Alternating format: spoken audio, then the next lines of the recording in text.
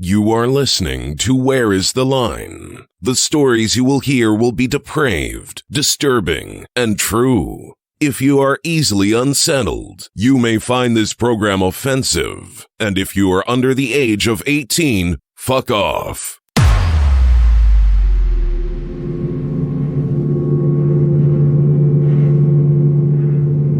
Shawn Parcells had his first court appearance today. He's charged with theft and desecration of bodies. He's a POS. So that's just it. That's my nickname for him. He's a POS. Everybody drinking blood, everybody eating brains. Some monster party. Everybody eating flesh, everybody breaking bones. Some monster party. Thank you so much for listening to episode 42 of Where is the Line? My name is Kevin, and with me today are amongst my dearest friends and co-hosts, Sebastian. Hi, Kevin. And genuine supervising forensic autopsy technician, Holly. Hello. How are you? I'm doing well. How are you? I'm all right. That's good. It's been a while. It has. You know, this is my 1-year anniversary in Kansas City. Today is? Well, no, not specifically We've today. Just been it for weeks, actually. Yeah. But, you know, it's vaguely my 1-year anniversary. Well, in how Kansas has your City. first year in Kansas City been? Has it lived up to the expectations? It has, and the parts that have not were just my fault. I wasn't. That's gonna say okay. it. I did break a couple ribs shortly after getting here. All right, one of the things that we typically do in the beginning of this show is to ask you to say something disturbing. Holly, say something disturbing. Autopsy. Autopsy. When you hear the word autopsy, honk your horn. And we've already kind of discussed that word's going to come up a lot. So those of you who actually honk your horns, which I've learned that there are people who actually do that. Yeah, you might as well just hold it down. Before we get going, I have to very regrettably mention our Patreon. Oh, I got scared for a second. I was like, what? You know, actually, you said you canceled it, but I still got charged. Well, no. Okay. Well, no, I didn't want to like just shut it down. I wanted to like pause everybody's payments, which I did, but then they auto restarted like the next month. I mean, it's fine. For me, at least. I just didn't know if that was information. It's such a source of guilt for me. I should delete it. I absolutely should delete it because I'm just not fucking doing anything and I feel terrible. But then also, you know, like I'm not poverty stricken, but It's expensive. I'm kind of poor. You know, like it's really hard for me to turn down money. You know? So And also, if it really bothered the patrons, they could easily just cancel it. and they any have time. in droves. Yeah, we're down to like 30 now. Oh, that's fine. That's fine. Well, no, and absolutely, yeah. If you're somebody who canceled, there's no hard feelings at all. I said I was going to run the Discord, and I still don't know what Discord is.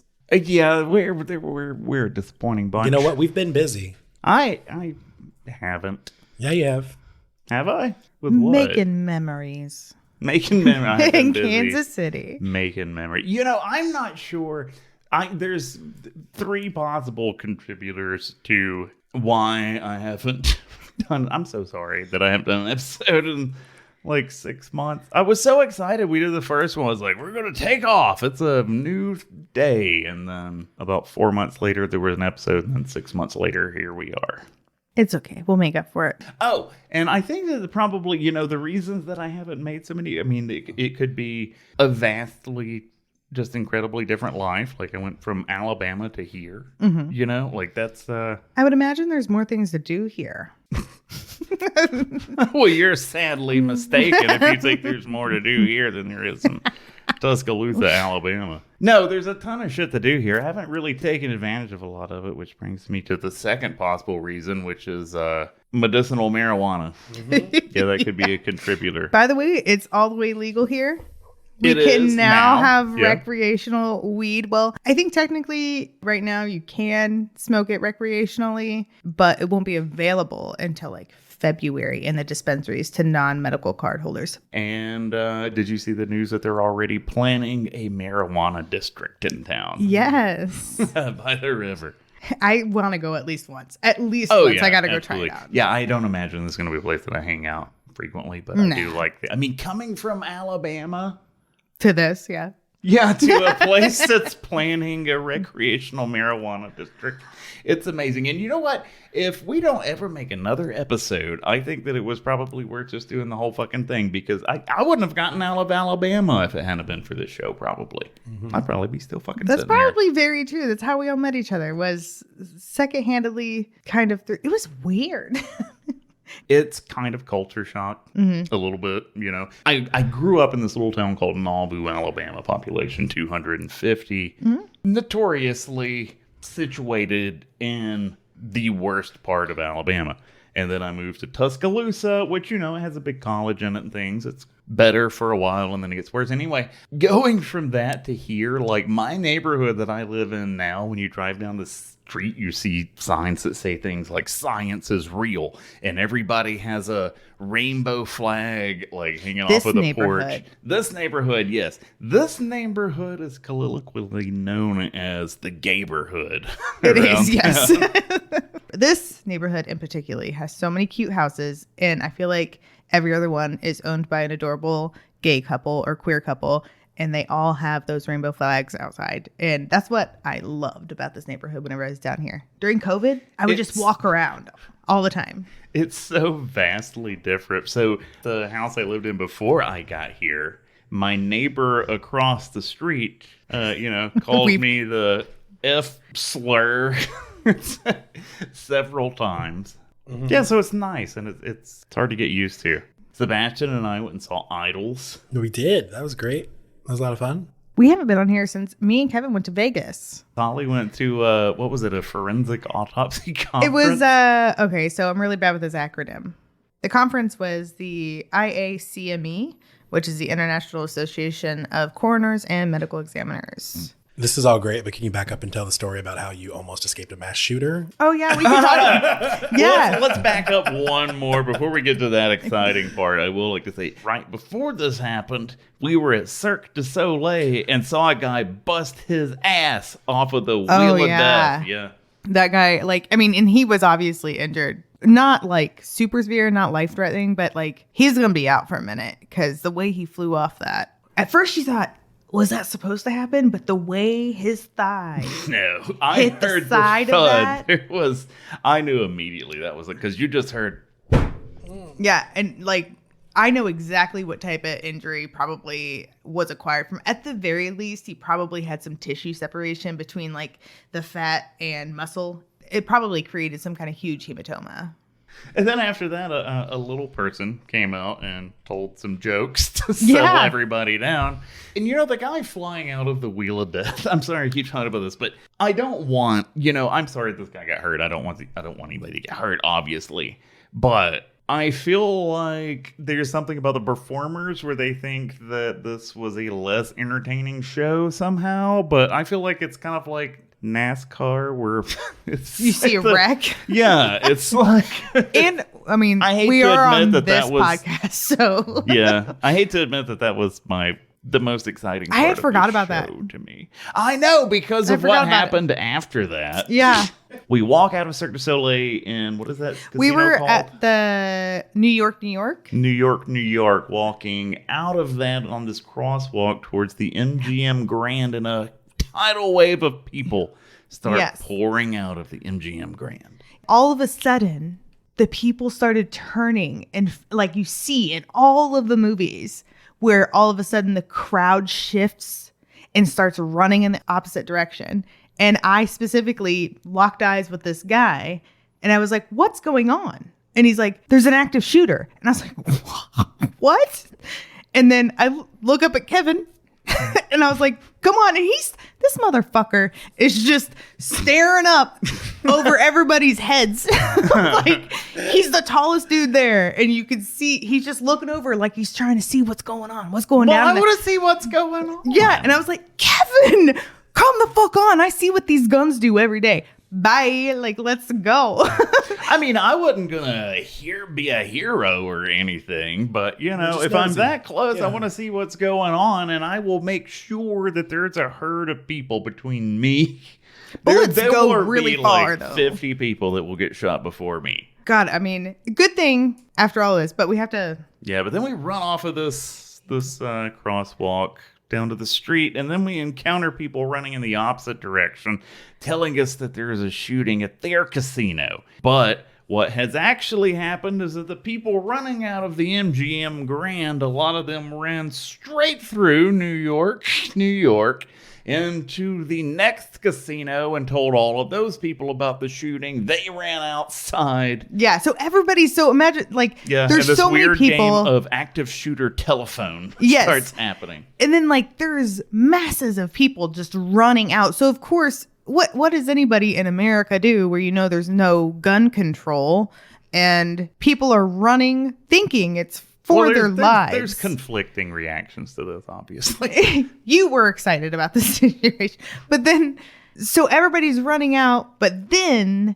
here comes the helicopters. There's helicopters, there's cop cars, there's sirens. It seems so real. Oh, yeah, it absolutely did. We hop a fence. By the way, I'm in a dress. One of my most revealing dresses. We trampled some landscaping. Yes, we jumped a fence, trampled some landscaping, made it to another hotel room in our hotel. And there was a taxi, and a lady getting out of the taxi who had no idea any of this shit was going on. If she had known that this shit was going on, she would have gotten right back in the fucking taxi and left. But we didn't tell her, so she got out of the taxi, and we took it and went home. We just hopped in. I was like, I don't care how much it costs, just get us back. And then I texted Sebastian and Donnie and was like, guys, I don't know what's going on, but apparently there might be an active shooter. I love you. And then I'm immediately on Twitter. And what actually happened that led to this mass chaos in Las Vegas? Apparently some angry drunk dude hit a glass door, and the breaking of the glass door sounded like a gunshot, and then huge panic ensued, which... Valid. Yeah, it's super valid, especially because Vegas was a location of like one of the deadliest mass shootings. Mm-hmm. Yeah, so it was legitimate fear. But luckily, nothing happened. Nobody died. It wasn't real. Yeah, that should show how terrifying. It was for you, not Kevin. Yeah, Kevin, I had to like grab this man's hand and be like, come on. And like hold his hand and drag him with me. He wanted to see some culture. He left Alabama for a reason. He wanted some excitement, and we got it. Or maybe being from Alabama, I don't have the healthy fear of guns that people from other parts of the world have. I do think it's regrettable that we live in a country where somebody can break a window and all hell will break loose out of fear that there is a mass shooting. Because it happens too often. All right, are we ready to get into this episode? Yep. Let's do it.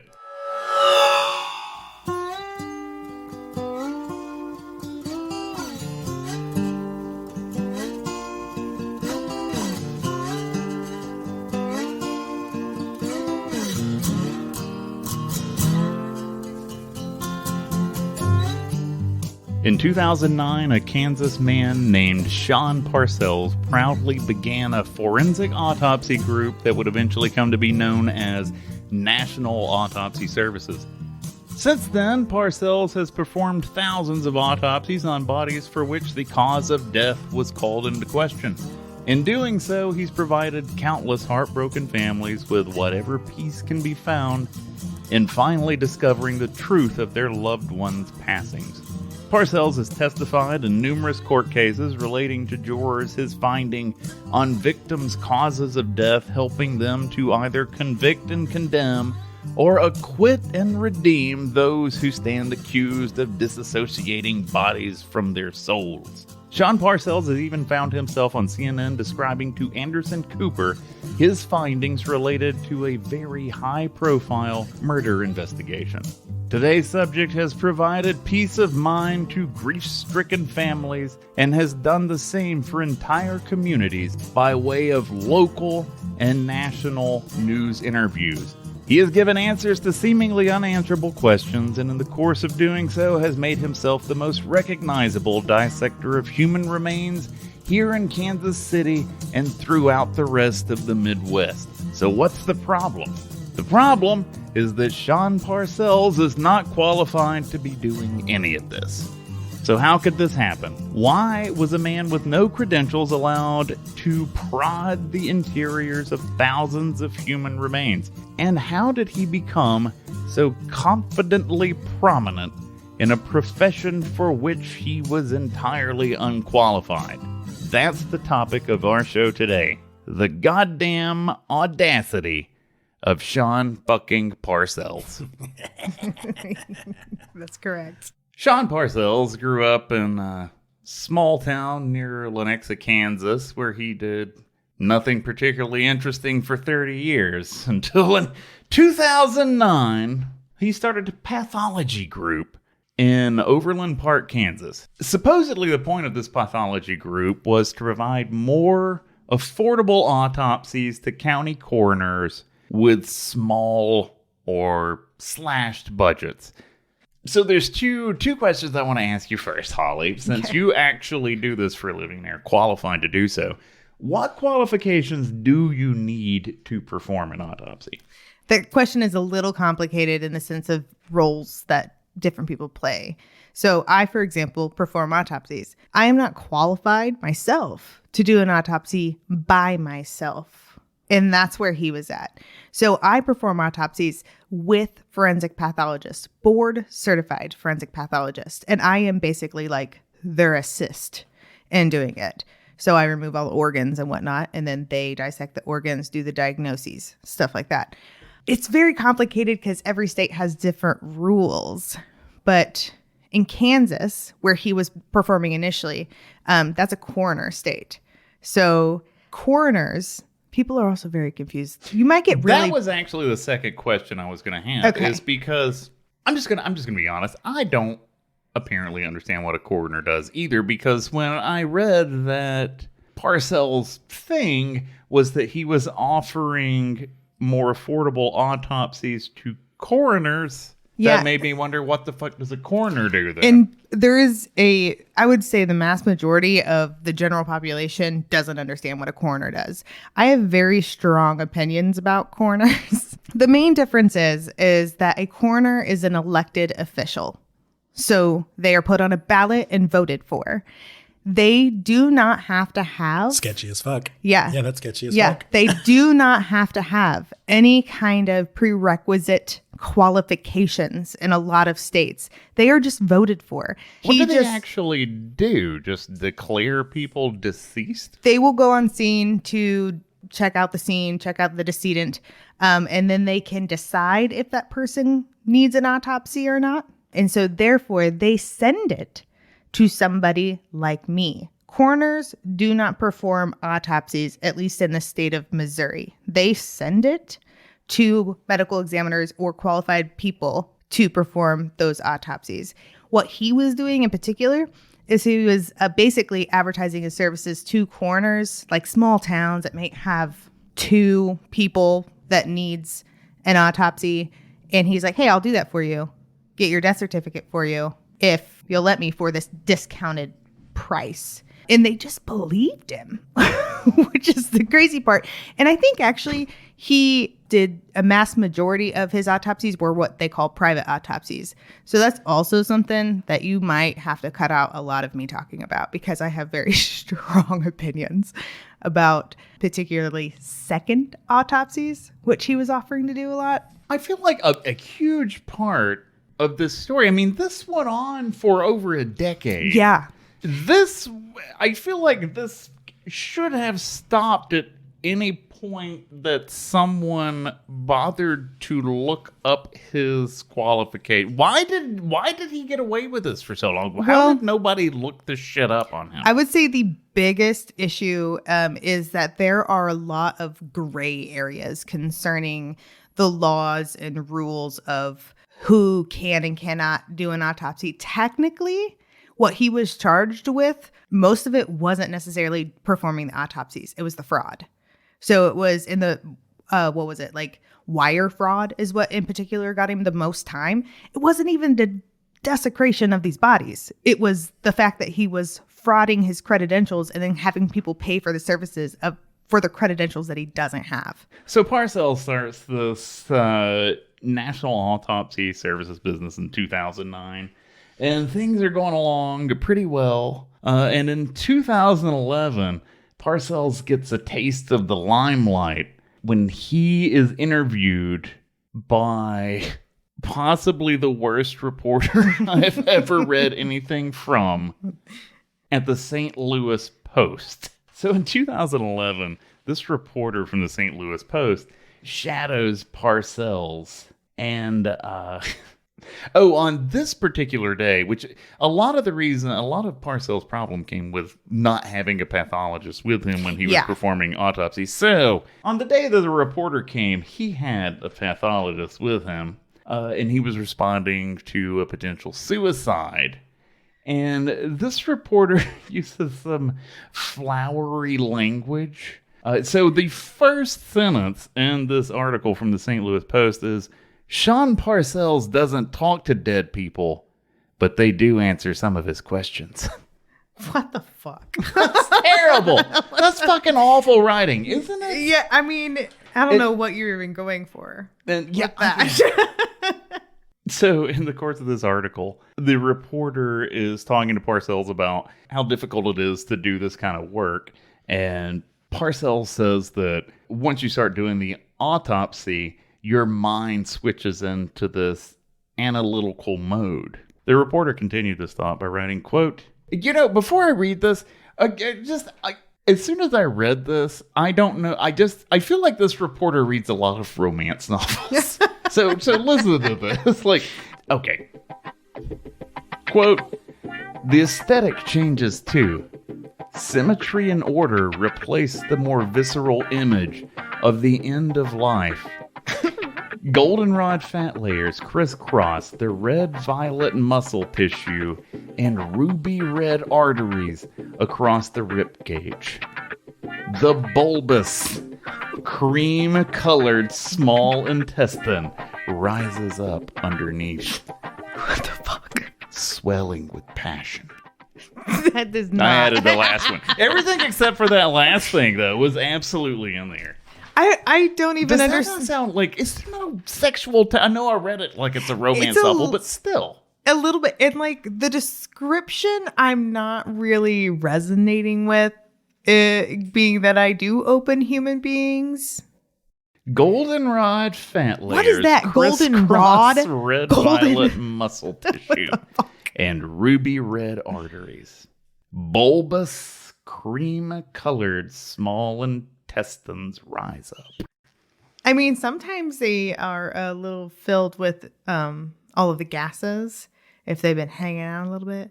And so whenever you cut through that abdominal wall, they'll kind of poof out a little bit. But I feel like that's a little hyperbolic for a serious news organization. And that makes me very curious of the actual experience that reporter had with him. How did he... Her email's at the bottom. How many autopsies did she watch with him? Or just the one. She apparently went there, according to this beautifully written article. She went there and observed one autopsy. Okay.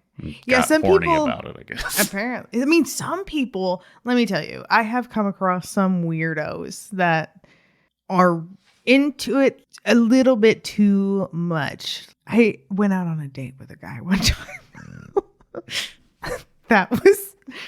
We went on a couple dates. But so you being someone who does autopsies, so this is a story of a weirdo who was into your job. Oh yeah, so I was introduced to him through a mutual friend, and I have zero fucking clue why she thought that I was going to enjoy being around this individual. But he would try to talk about my work while trying to make out with me. It was so fucking weird. While making out with you. Trying to make out. It was just grotesque. Okay. I want to hear the specifics of one of these encounters. So he's grabbing your face, trying to and he's like, you cut up bodies. It was just really cringy and gross. And it was like two ends of the spectrum. He was the first one I came across that was he's the only one that I've ever came across that was like that into it. And it like never had anybody mention it while they're also trying to simultaneously get into my pants. Like he would do both, try to get in my pants, which he never did, by the way. He never did.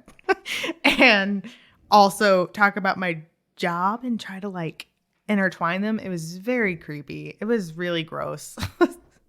So everything's going along fine for Shawn Parcells for a little while. He's making a lot of money with this business. But then in 2013, actual professionals, people with real credentials, which, I don't think I've mentioned yet, Shawn Parcells has none.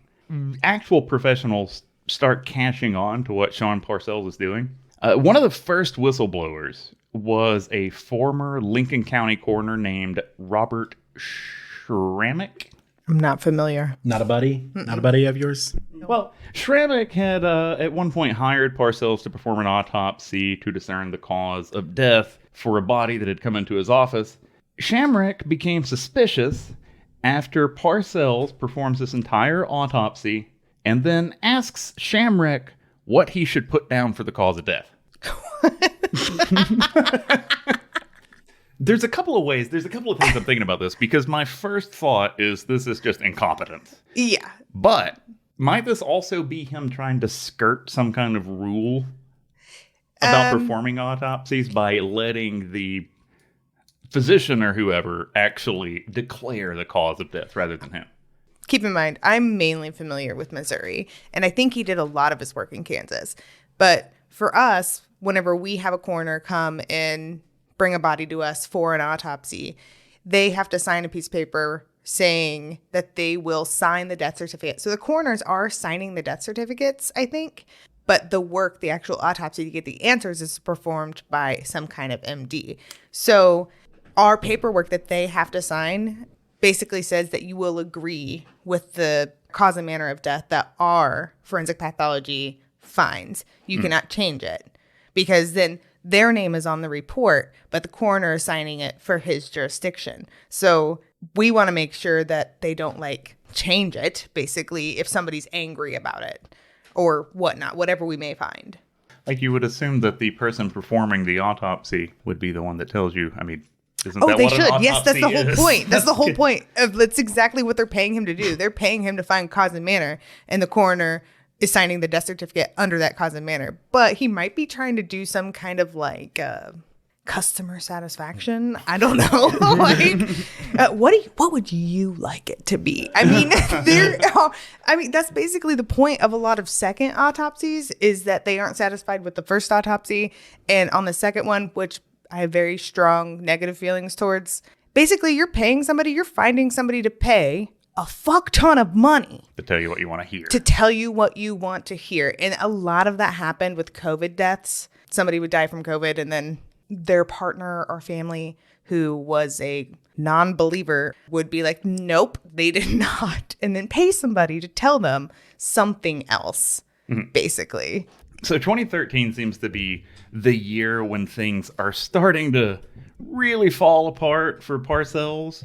The same paper that wrote that article that I really can't stand just fucking lampooned Parcells in May 2013. So in the St. Louis Post, as part of this article, they got on Parcells' LinkedIn and started tracking down some of the qualifications that he had listed for himself. So one of the things that he listed is that he had been a graduate student at the University of Florida for 2 years. When they asked him about it, I believe Parcells said that he never actually went, but he fully intended to. So he updated his LinkedIn profile in advance of his attendance. Wow.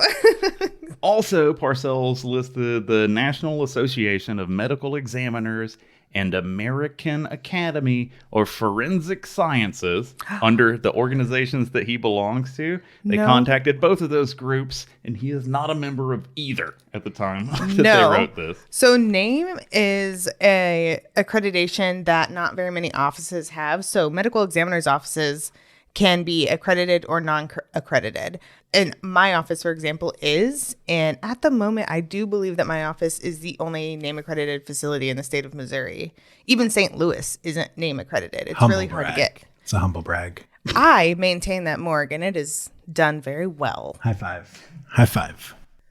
One of my favorites is that Parcells apparently was using the professional initials FPA, which stands for Forensic Pathologist Assistant. This is apparently a designation that he invented himself. This is a real It thing. is because so a lot of people get confused with like my job, for example, simply put, is I'm a forensic autopsy technician. I also happen to supervise them.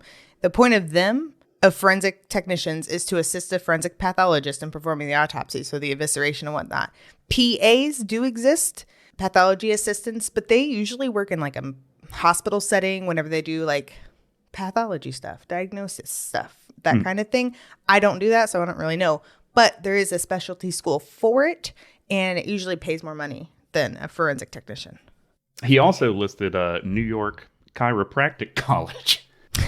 Because that makes sense. And when they checked up on that, it turned out that at the time of the writing of this article, he had only attended one semester there. Oh, well, he took a How crack many at it. semesters does it take? Apparently more than one. Well, yeah, I would hope so. So apparently he was forging a lot of these signatures, according to people. So a lot of times these reports that he came up with had the signatures of doctors who not only didn't sign the documents, they weren't even fucking there. Right. One person that accused... Did he ever just make up doctors? like just make up names? No, Yeah. I think he actually used real names of doctors who later found out. And Yeah, like one of them I could be wrong, but one of the doctors got contacted about a report that his name was on that he had no idea what was being referred to. And he's like, what the fuck? Yeah, that actually, I came across that. That happened in April 2013. Yeah. They called him in, Friedlander, Dr. Friedlander was his name. They called him in to discuss the autopsy report for someone who they think died of a heroin overdose. And even though Friedlander's signature appeared on the document, according to the St. Louis Post, he, quote, testified that he had not signed the report, that it was not his signature on the report, that he had not been consulted concerning the death, and it went on to say he had not authorized anyone else to put a signature on the report and that he had no knowledge of the case. How fucking good was this guy at forging signatures? Apparently not that good, because I believe at one damn. point Friedlander said that just didn't even look like his signature. You know, you can like get copies of death certificates for a fee, and you could literally, he could have photocopied that. He couldn't even do that. Apparently, I mean, Like- I didn't see the signature, but Friedlander says it doesn't look right. It's the audacity. And so Friedlander apparently caught a lot of this. So a lot of his reports had Friedlander's name on them. There was one report where Parcells signed Friedlander's name with a cop right there watching Parcells without Friedlander in the room. Jesus Christ. The white man audacity. Yep. Yeah, well, now we need to hear Parcells' side of this. Okay. So his side is he has no idea how it happens. He says he thinks somebody else changed that name on the form. Yeah. So Parcells is already catching shit from actual professionals. I mean, there's a huge group of people who have a lot of big concerns about Shawn Parcells in, around 2013.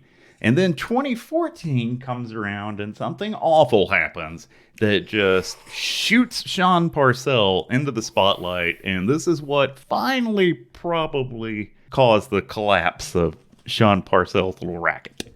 So 2014 is the year when, if you're in America, you're probably going to remember this. I don't know if it, made quite the stir overseas that it did here. But 2014 was the year that Michael Brown was shot and killed by police officer Darren Wilson in Ferguson, Missouri, which is a suburb of St. Louis. Officer Wilson fired 12 times, struck Michael Brown with 6 shots, and Michael Brown died at the scene. He was unarmed when the officer opened fire on him. So this story about Michael Brown starts gaining some traction, and the family decides to have a private autopsy performed, and in comes Shawn Parcells. Not only a private autopsy, but a second autopsy. Yeah. Parcells starts getting media attention when he suggests that Michael Brown might have had his hands up when the officer fired on him. And the reason that Shawn Parcells speculated this is because there was a gunshot wound that entered the front of Michael Brown's arm. So to Shawn Parcells, this indicated that his arms were probably up when the officer started firing. There's there's immediately a lot of problems. I'm just with shaking that. my head because I hate so much that Shawn Parcells got involved with this case. So much, because one, it was a very important thing, and if you don't think so, then you're wrong. But Black Lives Matter, and it did spark what needed to be sparked.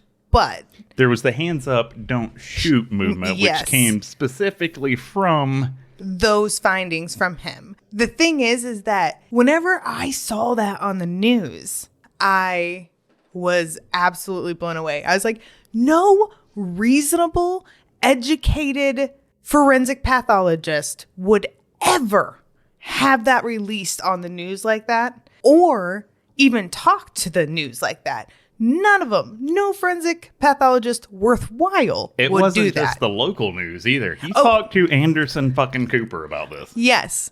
And Anderson Cooper immediately pointed out, couldn't that be if he was running away or something? You And know, that's does that exactly necessarily the mean thing. his hands are up? And Shawn Parcells kind of evades that. Like, he never says that Michael Brown's hands were up, but he keeps mentioning it. You know, like, he Yes. keeps putting it out there as a possibility, which I guess technically it is a possibility, but one of an infinite amount of possibilities. yes, it is. And the fact that he basically got a motto brought about from his quote unquote findings from that second private autopsy. Hands up, don't shoot. Yes. Which I know you're way more pissed off about this than I am, considering you're in the same line of work.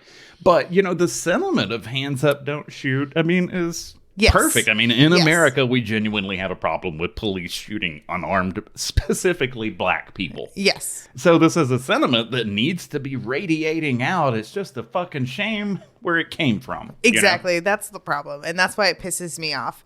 Like I said, nobody reasonable in that line of work would ever have went on the news like he went on the news. Nobody that I know would have ever done that works in this line. It's kind of an aside, but one of the wounds that Michael Brown had apparently was in the top of his head. Mm-hmm. What? So basically, it's once in a while you can actually see how somebody was moving while they were being shot due to the trajectory. My best guess on this, and what I can say has happened in my line of work that I personally did the autopsy on. So whenever you're being shot, you're going to be moving. You're going to be either ducking or running away, trying to get away from this life-threatening event that's happening to you. And so therefore, he could have very well, as he was getting shot, ducked down, and then therefore a bullet coming from that direction went into the top of his head. Or maybe, you know, shot in stomach, That's exactly, over, yeah. then get shot on the top of the That's head. exactly what I'm saying. You know, and you that's- can get shot as you're falling too, and it can create very interesting trajectories. And I've literally seen one where somebody was shot in like the top of their shoulder, and when they were shot, they were actively bent over, and it exited like down at their lower back. So that trajectory went completely downward from them bending over while they're being shot at. I've also seen it where somebody is running from the bullets, bending over, running, and they get shot in the ass a bunch. And then it will come up at their upper body part area, chest, shoulders. The explanation that the police prefer about how this bullet ended up in the top of the head is that Michael Brown was charging police. Which is kind of, I mean, unless he runs like a fucking cartoon character, I mean, who runs with their head down like that? I mean, The Naruto run or whatever They it is? still fucking shot him 12 times. Yeah. exactly. They still While murdered he was him. unarmed. Yeah, they still murdered him. Yeah. That's what I get to every time is like, anytime anybody wants to like argue this, is he was unarmed. 18-year-old kid. Yeah. It was a shame. It was awful. Yes. And there were a lot of protests sparked because of that. Yes. Which I'm not against the protests at all. Why would you be against protests? Yeah. Some people There's are. a joke. I'm anti-protest, but I don't know how to show it. Cut that. It's not my joke. I forget whose joke it is. I don't know. Okay, sorry. A professional comedian who gets paid for their words. You're gonna go back. You're gonna go back to way. Alabama, and somebody's gonna say that to you in a bar, and you're gonna be like, "God damn it!" So, up until now, there were a handful of professionals raising concerns about Parcells, but now that he's inserted himself into this Michael Brown story, his face is appearing not just on local news broadcasts, but, national, even international news. And more Missouri and Kansas coroners, autopsy techs, medical examiners are starting to think about their interactions with Shawn Parcells. And as this suspicion swells, it's becoming harder and harder to ignore the possibility that a man with no qualifications has for over a decade been slicing into the remains of Midwesterners. So finally, in 2019, this all falls apart for Parcells, and there's a court order issued that's banning Parcells from performing any autopsies. And in 2020, formal charges get filed and Shawn Parcells goes to jail.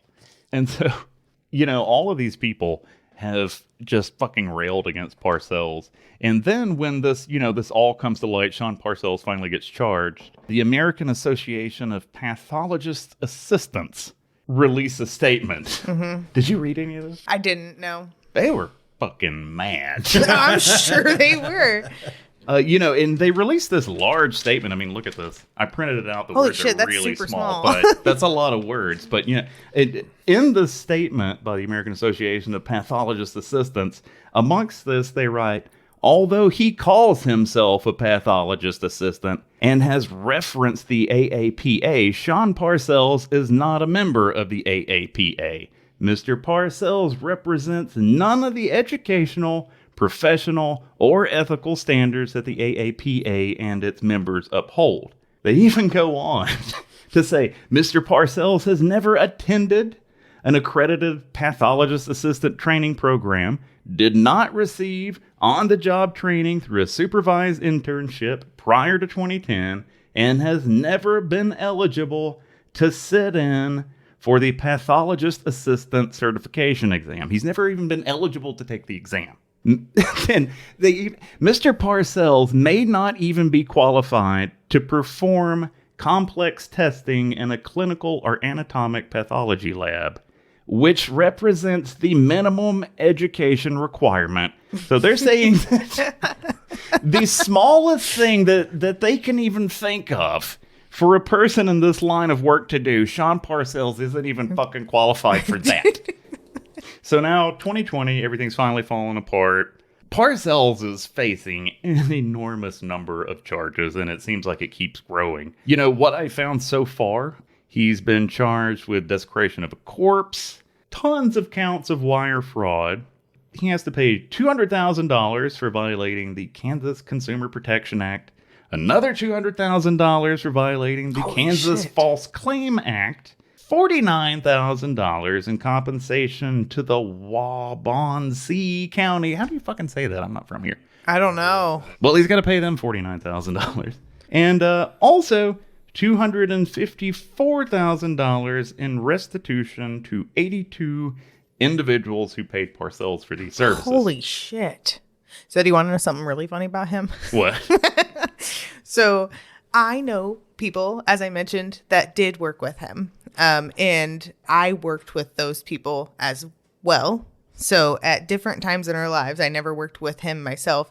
We worked with the same people. So there's a few people that I know that kind of just wanted to check on him. And somebody got onto his Instagram that he had. And he had these obviously photoshopped or stolen from the internet photos of his yacht and I'm looking this up right now. Extravagant vacations that he went on and stuff, and he was very much look at me, look at all the money that I have type of guys. It was so desperate. It was so fucking desperate. But this issue with Shawn Parcells, I mean, it goes beyond just kind of the creepiness of what he's doing and the possibility of these shoddy autopsies, because he testified in, maybe up to like 15 court cases, maybe even more. And so people went to jail possibly based on the testimony of Shawn Parcells. So what do you do with this?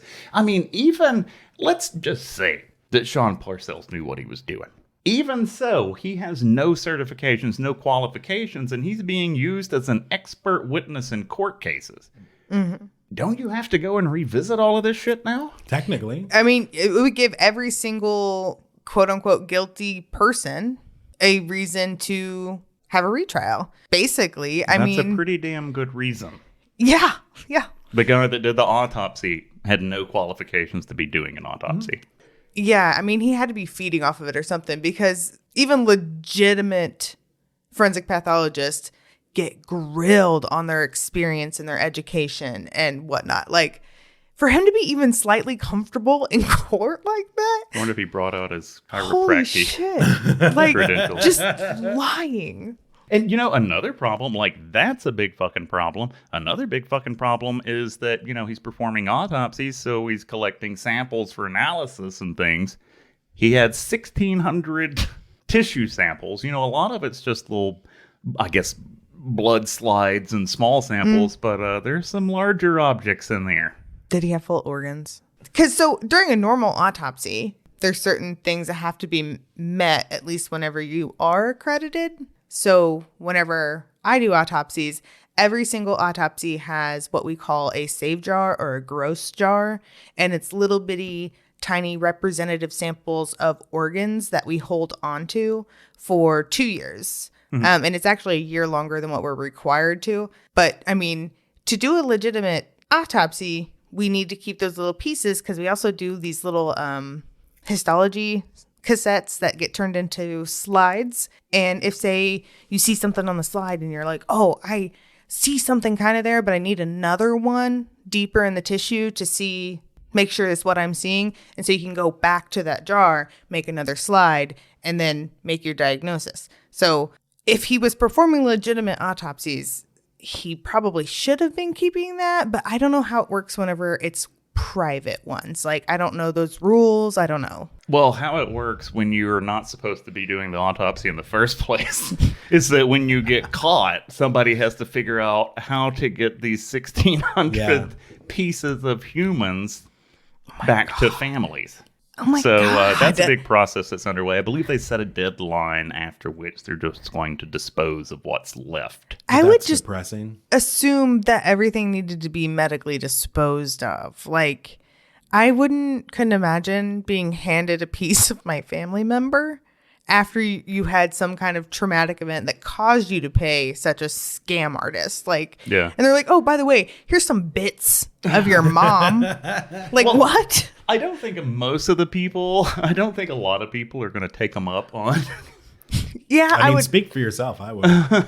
But they had set up a website and everything that you could go to, and if you believed that Shawn Parcells might have had a piece of your loved one, damn. I thought you meant they had a website website where they had like the pieces on display. No, I don't think I think that one belongs to somebody. Could you imagine the amount of money it's going to cost to figure out who is, like, imagine if you didn't label them appropriately.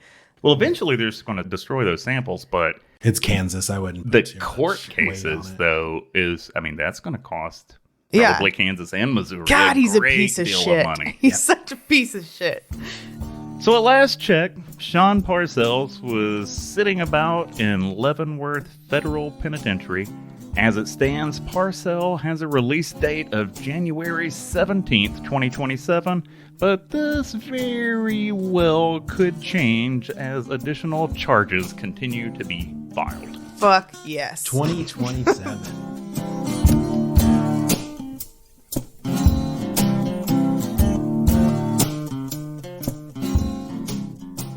Thank you so much for listening to episode 42 of Where is the Line? If you enjoyed the show, please be sure to subscribe to it, as it doesn't really come out on any set schedule.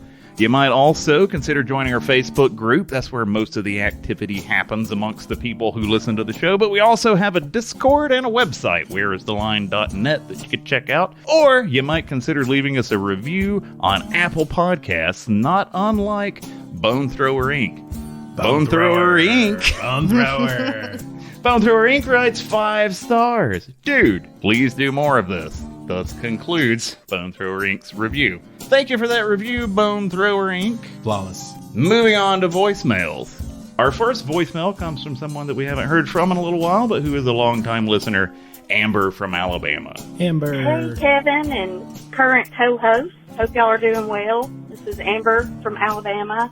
Long time no voicemail.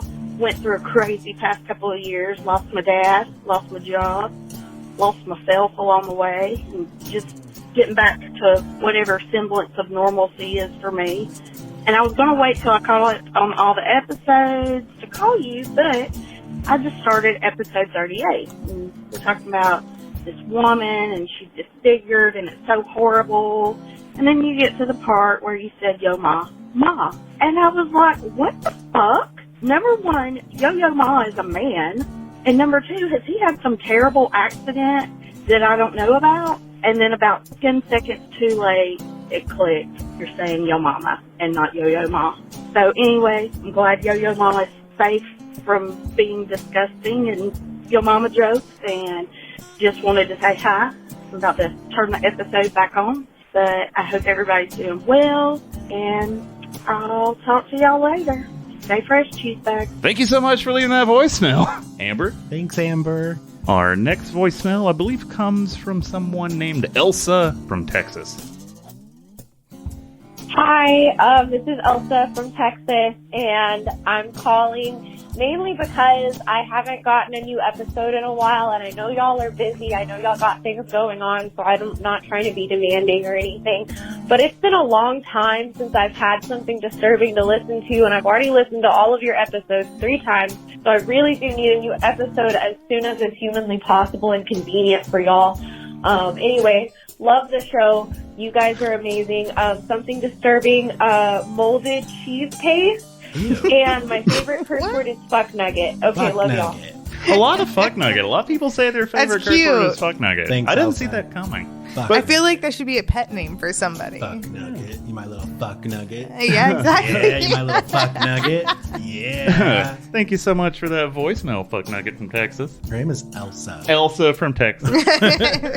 Our final voicemail for this episode comes from Registered Voter. All I'm saying is I'm voting for Steve Grigsby and Commissioner. We'll talk to you later. Bye-bye. That was Thank you so much for terrifying. that voicemail. I'm not sure who Steve Grigsby is, but I do appreciate you passing along that information. If you'd like to leave a voicemail of your own, you can reach us at 386-227-7848. Does anybody know what that spells? No? I forgot. Oh my god. Really? No, I'm Is it sorry. Dumbass tit. Yeah, I was gonna say Dumbass some tit. titties. If but- you'd like to leave us a voicemail, call 386-227-7848. Again, that spells dumbass tit. We hope you enjoyed the show. We hope there's not as much space between this one and the next one. Hopefully there will not be. Nope. But, you know, who the fuck knows? Nope. We're not a bunch of fuck nuggets. Thank you all so much for listening. We'll see you again soon. Bye. Bye. Kids, when you go to bed, stay away from your closets and don't look under your beds.